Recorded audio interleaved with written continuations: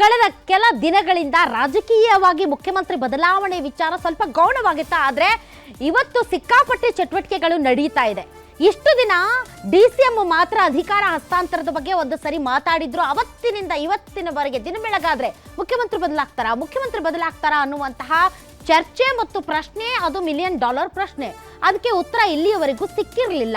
ಯಾವಾಗ ಯತೀಂದ್ರ ಅವರು ತಮ್ಮ ತಂದೆಯ ಉತ್ತರಾಧಿಕಾರಿ ಸತೀಶ್ ಜಾರಕಿಹೊಳಿ ಅವರಂತ ಹೇಳಿದ್ರು, ಆವಾಗ್ನಿಂದ ಈ ಚರ್ಚೆ ಪೀಕ್ಗೆ ಹೋಗ್ಬಿಡ್ತು. ಇವತ್ತು ಸಿದ್ದರಾಮಯ್ಯನವರು ಏನ್ ಸರ್ ಮುಂದಿನ ವರ್ಷಗಳು ಅಂದ್ರೆ 2.5 ವರ್ಷಕ್ಕೆ ನೀವೇ ಮುಖ್ಯಮಂತ್ರಿಯಾಗಿ ಮುಂದುವರಿತೀರಾ ಅಂತಂದ್ರೆ, ಹೈಕಮಾಂಡ್ ಬಯಸಿದ್ರೆ ಮುಖ್ಯಮಂತ್ರಿಯಾಗಿ ಮುಂದುವರಿತೀನಿ ಅಂತ ಹೇಳೋದ್ರ ಮೂಲಕ ಈಗಲೂ ತಮ್ಮ ಸ್ಥಾನ ಅಲುಗಾಡ್ತಾ ಇದೆ ಅನ್ನೋದನ್ನ ಇಂಡೈರೆಕ್ಟ್ಲಿ ಹೇಳಿದ್ರ. ಆ ಮೂಲಕ ದೆಹಲಿಗೆ ಪರೇಡ್ ಕೂಡ ಒಂದ್ ಕಡೆ ಶುರುವಾಗಿದೆ. ನವೆಂಬರ್ ಕ್ರಾಂತಿ ಆಗುತ್ತಾ ಇಲ್ವಾ ಅನ್ನೋದ್ರ ಬಗ್ಗೆ ಏನು ಅನುಮಾನ ಇತ್ತೋ ಅದು ಈಗ ಸ್ಪಷ್ಟವಾಗ್ತಾ ಹೋಗುತ್ತೆ. ಏನೋ ಆಗುತ್ತೆ, ಅದು ಸಂಪುಟ ಪುನಾರಚನೆ ಆಗುತ್ತಾ, ಸಂಪುಟ ವಿಸ್ತರಣೆ ಆಗುತ್ತಾ, ಅಥವಾ ಮುಖ್ಯಮಂತ್ರಿ ಬದಲಾವಣೆ ಆಗುತ್ತಾ? ಸೊ ಈ ವಿಚಾರದ ಬಗ್ಗೆ ಇವತ್ತಿನ ವಿಶೇಷ ಕಾರ್ಯಕ್ರಮದಲ್ಲಿ ನಾವು ಚರ್ಚೆ ನಡೆಸ್ತೀವಿ. ಇದೇ ಈ ಕ್ಷಣದ ಸ್ಪೆಷಲ್ ಕೈ ಕ್ರಾಂತಿ ಕಲಹ.